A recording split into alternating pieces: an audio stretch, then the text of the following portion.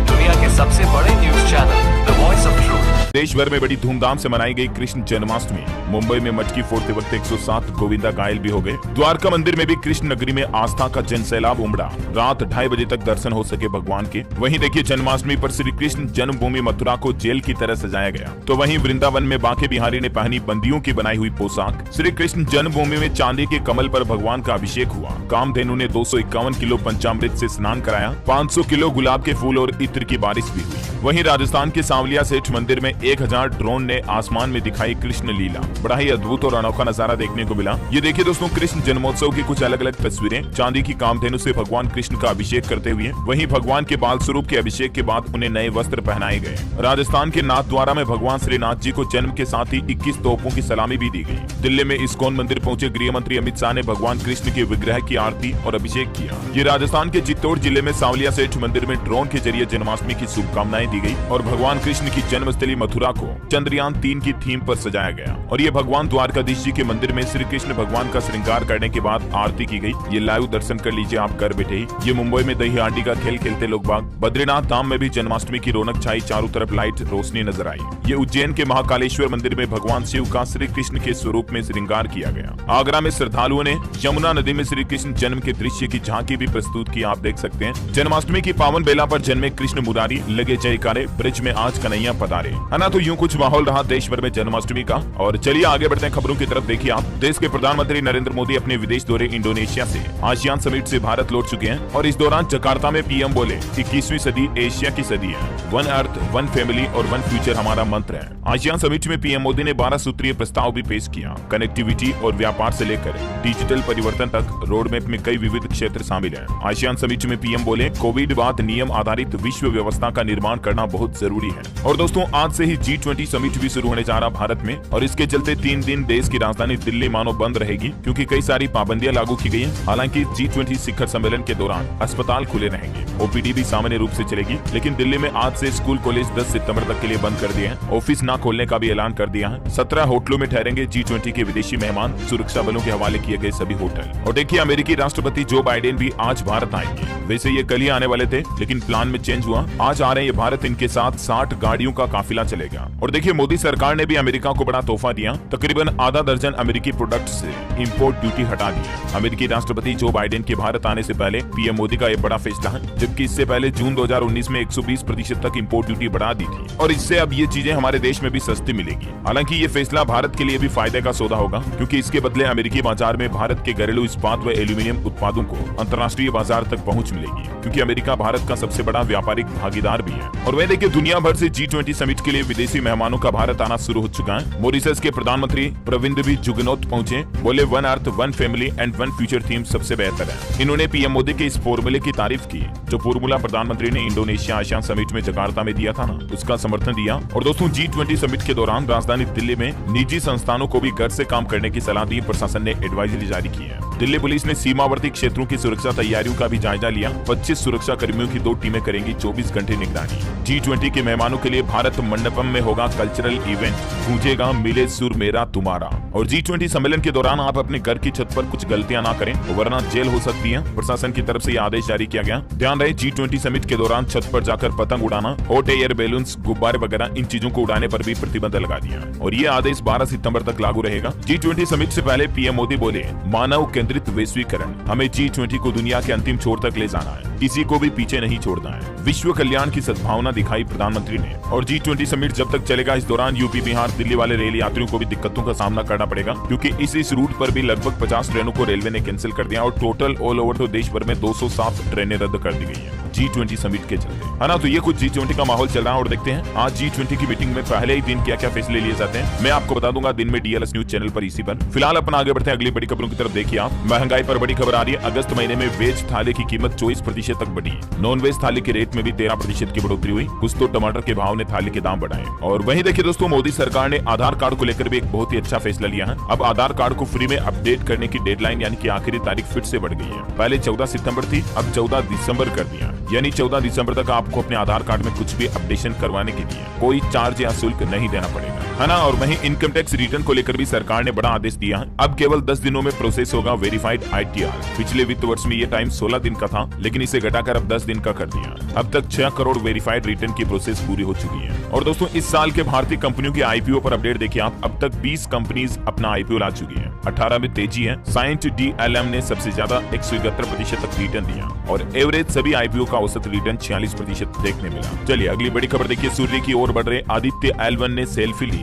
धरती और चांद एक साथ दिखे। ये देख सकते हैं इस तस्वीर में जो आपको ये डॉट नजर आ रहा, ये मून है। आदित्य L1 ने पृथ्वी चंद्रमा की एक साथ तस्वीरें खींची। हालांकि अभी पृथ्वी के ऑर्बिट में ही चक्कर लगा रहा आदित्य 4 महीने बाद ये सूर्य के L1 पॉइंट पर पहुंचेगा। और दोस्तों, अंतरिक्ष विज्ञान से एक और खबर आ रही है। देखिए, मून मिशन लॉन्च करने वाला दुनिया का 5वां देश बना जापान। भारत के बाद अब जापान ने भी मून मिशन लॉन्च किया है। जापान के लैंडर का नाम है स्नाइपर, जो कि H2A रॉकेट के साथ रवाना हुआ। खराब मौसम की वजह से पहले इस मिशन को 2 बार टाला गया, लेकिन आखिरकार फाइनली जापान की स्पेस एजेंसी जाक्सा ने इसे लॉन्च कर ही दिया। और अगली बड़ी खबर देखिए, अगर आप भी जॉब करते हैं तो खुश हो जाइए। अब 30 दिन से ज्यादा बच्ची छुट्टियां तो पैसा मिलेगा वापस। देखिए, सरकार की तरफ से नया नियम लागू किया जा रहा। नए नियम के मुताबिक अब कोई कर्मचारी एक कैलेंडर ईयर में 30 दिनों से ज्यादा पेड लीव इकट्ठा नहीं कर पाएंगे। अगर छुट्टियां 30 दिन से ज्यादा हो गई तो कंपनी को कर्मचारी को उसके पूरे पैसे वापस देने पड़ेंगे। अगर आप भी कहीं प्राइवेट सेक्टर में नौकरी करते हैं, जॉब करते हैं, तो ये अच्छी खबर है। नया श्रम कानून लेकर आ रही है सरकार। देखिए, क्या है नया लेबर लॉ। देश में 4 नए श्रम कानून लागू होने वाले हैं, जिसमें occupation safety, health and working condition code, codes on wage और इंडस्ट्रियल रिलेशंस कोड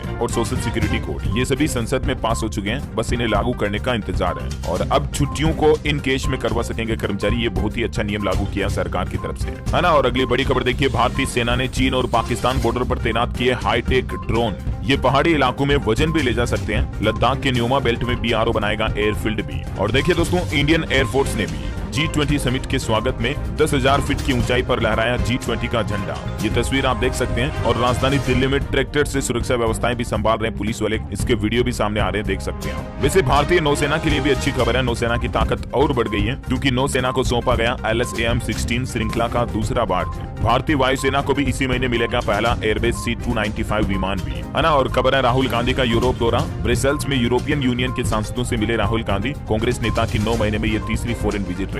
बड़ी खबर है, तमिलनाडु के मुख्यमंत्री के बेटे के सनातन धर्म को लेकर विवादित बयान का मामला अब सुप्रीम कोर्ट पहुंच चुका है। पिटीशन की मांग है ए राजा और उदयनिधि पर FIR दर्ज कराने का निर्देश दिया। पुलिस को अवमानना नोटिस भेजा जाए। हाल ही में उदयनिधि स्टालिन और DMK नेता ने सनातन धर्म को डेंगू, मच्छर, मलेरिया या कोरोना जैसा बताया, मिटा देने तक की बात की। इस पर केंद्रीय मंत्री स्मृति ईरानी ने भी कहा, जब तक भक्त जीवित हैं, कोई भी हमारे धर्म और आस्था को चुनौती नहीं दे सकता।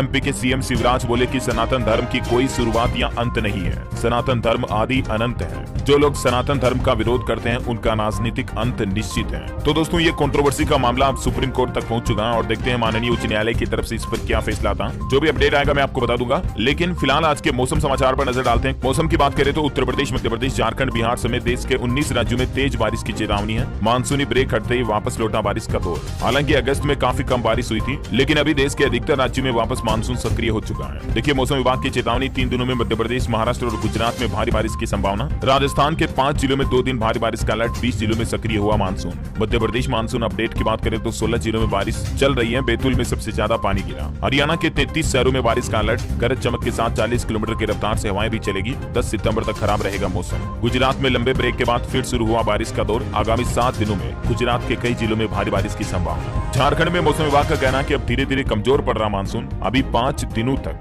राज्य के कई हिस्सों में होगी हल्के से मध्यम दर्ज की बारिश। वज्रपात यानी बिजली गिरने को लेकर भी चेतावनी जारी की गई है, सावधान रहें। और देखिए, अगले 24 घंटों के दौरान भारत का मौसम पूर्वानुमान क्या कहता है। तो ये मौसम विभाग के द्वारा जारी भारत के मानचित्र में आप देख सकते हैं। ये जो स्काई ब्लू कलर के इंडिकेटर जिन जिन राज्यों में है, वहाँ मध्यम बारिश की चेतावनी है। और जहाँ काले कलर के बादल आपको दिख रहे हैं, वहाँ बहुत भारी बारिश का अलर्ट है ना। और चलिए दोस्तों, सराफा बाजार पर नजर डालते हैं। देखिए, सोना थोड़ा सस्ता हुआ और चांदी में भी गिरावट आई है। देखिए, राजधानी दिल्ली के सराफा बाजार में 24 कैरेट प्रति 10 ग्राम सोने का रेट 60,040 रुपए है और चांदी की कीमत 700 रुपए टूटकर 74,100 रुपए प्रति किलोग्राम पहुंच गई है। वैसे मार्केट एक्सपर्ट का यह अनुमान है दोस्तों की चांदी से होगी चांदी।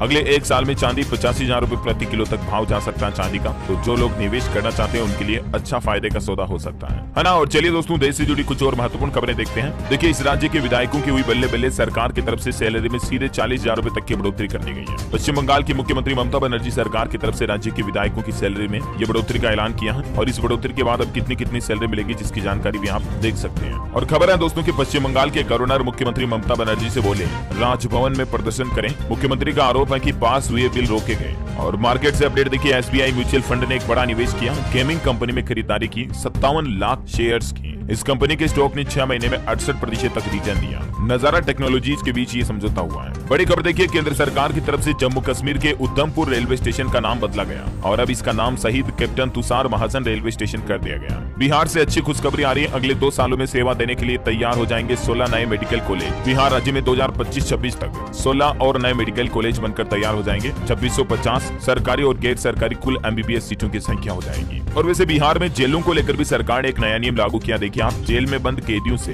वीडियो कॉल पर बात कर सकेंगे उनके परिजन। ई मुलाकात की प्रक्रिया शुरू करने जा रही बिहार सरकार, जिसके जरिए जेल में बंद कैदी अब अपने परिजनों को नियमानुसार वीडियो कॉन्फ्रेंसिंग के जरिए बातचीत कर पाएंगे, है ना। और वहीं देखिए, पंजाब के किसान भाई लोगों के लिए बड़ी खुशखबरी। बाढ़ से खराब हुई फसलों का मुआवजा अब सीधे बैंक खाते में डालने का आदेश जारी किया है। इस नुकसान का मुआवजा देने के लिए पंजाब सरकार ने 24 करोड़ 80 लाख रुपए की राशि जारी की है, जिसे सीधा किसान भाई लोगों के खातों में ट्रांसफर किया जाएगा ताकि कहीं बीच में कोई भ्रष्टाचार, गड़बड़, घोटाला ना हो। और देखिए, बड़ी खबर, एक रिपोर्ट सामने आ रही है। अगले 2-3 साल में चीन को पछाड़कर भारत बनेगा नंबर 1। LAC पर तैयारियों को लेकर लेफ्टिनेंट जनरल ने यह बड़ा बयान दिया। वहीं मुख्यमंत्री योगी आदित्यनाथ ने भी विपक्ष पर निशाना साधते हुए कहा, बाबर और औरंगजेब का अत्याचार भी सनातन धर्म को नहीं मिटा पाया, ये आजकल के राजनेता क्या मिटा देंगे। और बॉलीवुड से खबर है दोस्तों, 120 करोड़ रुपए। दुनिया भर में पहले दिन का जवान फिल्म का बॉक्स ऑफिस कलेक्शन बहुत शानदार रहा। एक झटके में 10 फिल्मों के रिकॉर्ड को तोड़ दिया। शाहरुख खान की फिल्म जवान ने पहले ही दिन का ग्लोबल कलेक्शन 100 करोड़ से ऊपर पहुंच गया। सिर्फ इंडिया का कलेक्शन 70 करोड़ रहा, है ना। और अगली बड़ी खबर देखिए, 100% केसलेस क्लेम सेटलमेंट जल्द ही शुरू किया जाएगा। इरडा ने कहा कि बुजुर्गों के लिए भी काफी किफायती होगी जल्द ही बीमा पॉलिसी। दरअसल देश भर में इंश्योरेंस बीमा को बढ़ावा देने के लिए इरडा देश की बीमा कंपनियों के साथ मिलकर ये प्लान तैयार कर रही है। और बड़ी खबर देखिए, जन्माष्टमी के मौके पर HDFC बैंक ने ग्राहकों को बड़ा झटका दिया। अब आपको ज्यादा पैसे देने पड़ेंगे।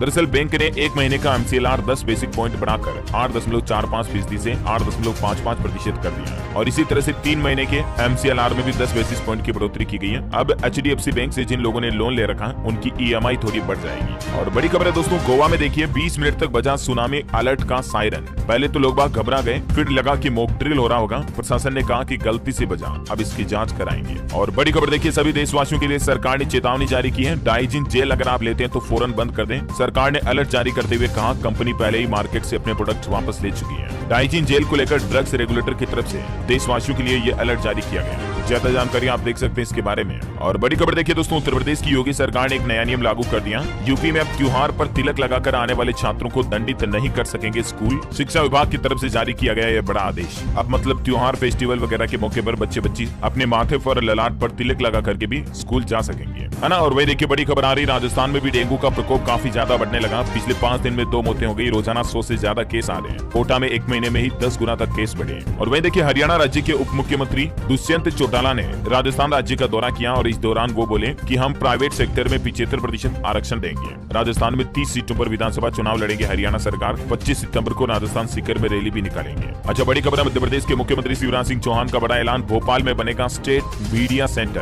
पत्रकारों की बढ़ी हुई बीमा प्रीमियम राशि भी सरकार भरेगी। सीनियर जर्नलिस्ट को अब 20,000 रुपए सम्मान निधि के रूप में भी दिए जाएंगे। देखिए, पत्रकारों के लिए MP सरकार ने कई बड़ी घोषणाएं कर दी है। बीमा कंपनी इस बार प्रीमियम की राशि 27% बढ़ा दी, तो इस बढ़ी हुई राशि को राज्य सरकार वहन करेगी। इतना ही नहीं दोस्तों, और भी कई बड़े ऐलान किए मध्य प्रदेश के मुख्यमंत्री शिवराज सिंह चौहान ने, जिनकी लिस्ट भी आप स्क्रीन पर देख सकते हैं। बुजुर्ग पत्रकारों समेत पत्रकारों के परिवारों के लिए भी कुछ घोषणाएं रही, है ना। और बड़ी खबर देखिए, हरियाणा सरकार आखिरकार क्लर्कों के आगे झुक ही गई। नो वर्क नो पे का फैसला वापस ले लिया। हड़ताल टाइम को लीव माना, सर्विस ब्रेक भी नहीं होगी। हरियाणा राज्य में आंदोलन कर रहे 15,000 क्लर्कों को हरियाणा की मनोहर लाल खट्टर सरकार से ये बड़ी राहत मिली है। आंदोलन कर रहे क्लर्कों की प्रमुख मांगे क्या है, जिसकी जानकारी भी आप देख सकते हैं। और वहीं हरियाणा में देखिए, रोडवेज यात्रियों के लिए भी नई सुविधा शुरू हुई है। चंडीगढ़ व जयपुर के लिए रोडवेज डिपो से 4 AC बसें भी चलेगी, शुरुआत हो चुकी है। और छत्तीसगढ़ के किसान भाई लोगों के लिए अच्छी खबर है। 3600 रुपए प्रति क्विंटल मिलेगी धान की कीमत। चुनाव से पहले मंत्री रविंद्र चौबे का कहना है, MSP में हर साल 30% का इजाफा हो रहा। अगले कार्यकाल से इसका लाभ लाभ मिलना शुरू हो जाएगा।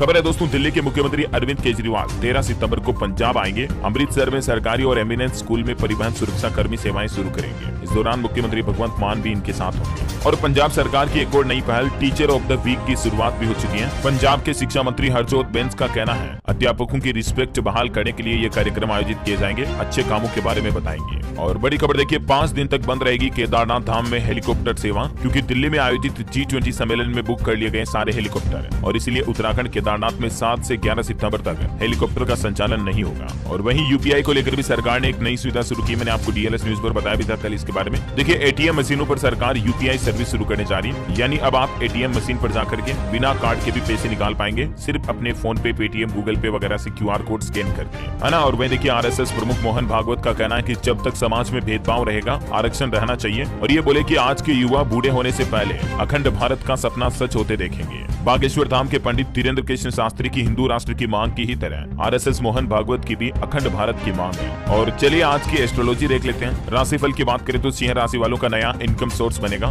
मकर राशि वालों को मनचाहा फायदा और तरक्की मिलने के योग है। मित्रों की वजह से मिथुन राशि के लोगों का तनाव दूर होगा। धनु राशि के लोग बदले की भावना से बचें, लाभ होगा, है ना। और दोस्तों, आप मुझे कमेंट करके बताइए कि भगवान श्री कृष्ण कन्हैया कान्हा के कोई 3 और नाम आपको इस वीडियो के नीचे कमेंट बॉक्स में लिखने हैं।